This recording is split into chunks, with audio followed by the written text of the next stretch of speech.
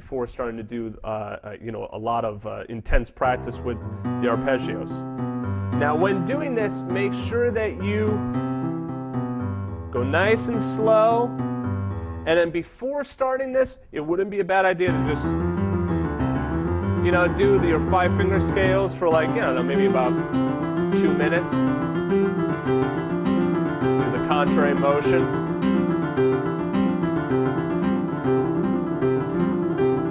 You know,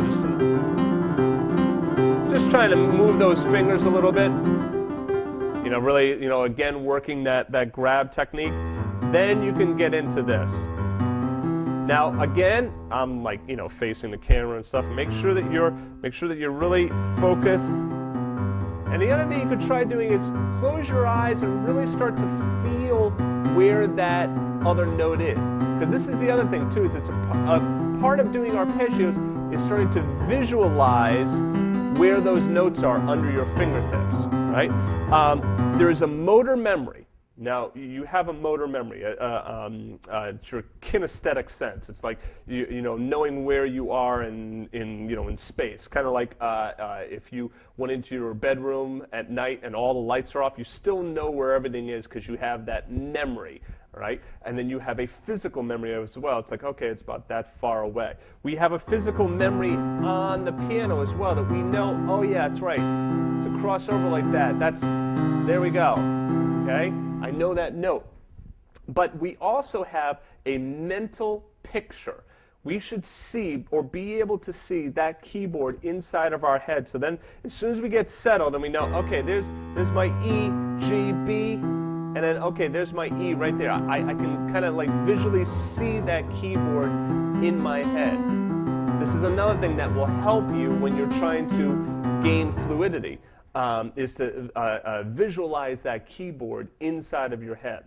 All right, so anyway, so for right now, just work on that cross. Just work on that stretch with the C major. This is actually probably one of the most difficult arpeggios to do because it's all white notes. It's on this like this plane of just white notes.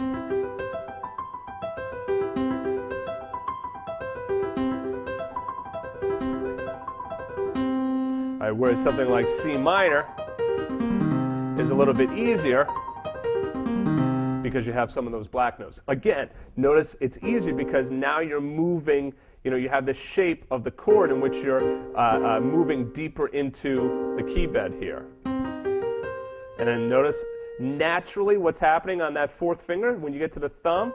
Look what's happening. It's naturally not so, it's not so much of a stretch. Whereas when you do that B natural to that thumb, it's that stretch, right? You can also try that as well. That's an interesting little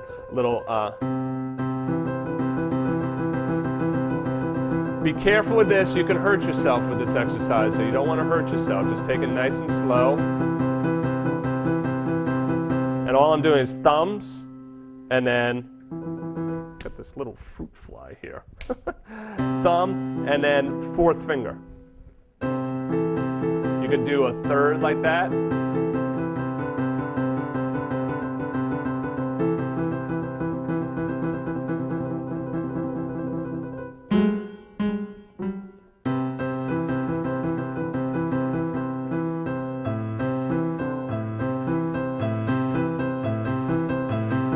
Something else you could try doing, you know, just go up a 3rd, down a 3rd.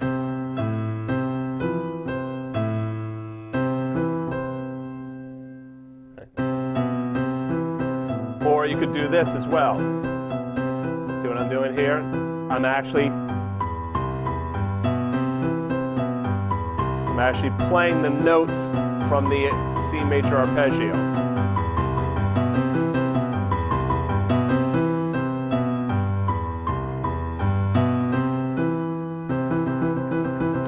Really focusing on that cross.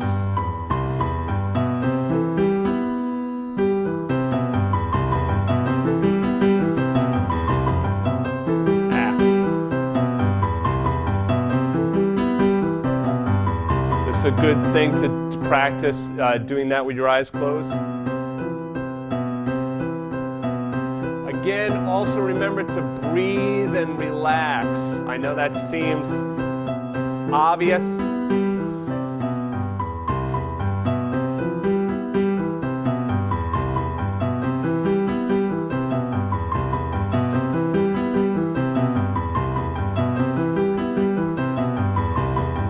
Nice and relaxed.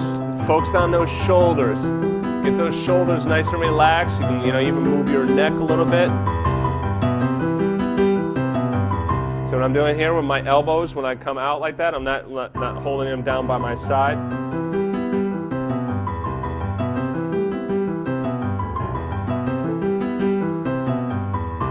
Go slowly.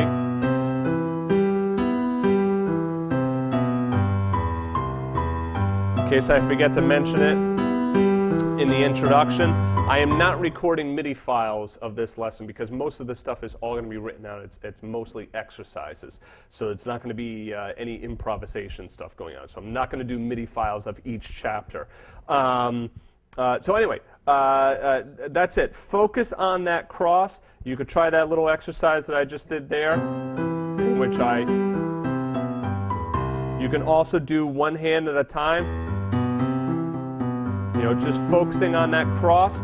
Now, again, how far do you go up? How far do you go down? It's completely up to you. It's really the main thing you want to get is that cross. So you could just focus just on that. But it's good to do a little bit above and go a little bit below.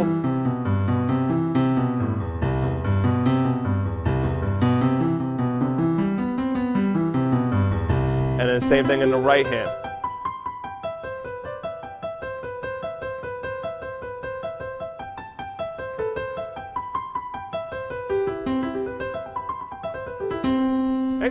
See you in the next chapter.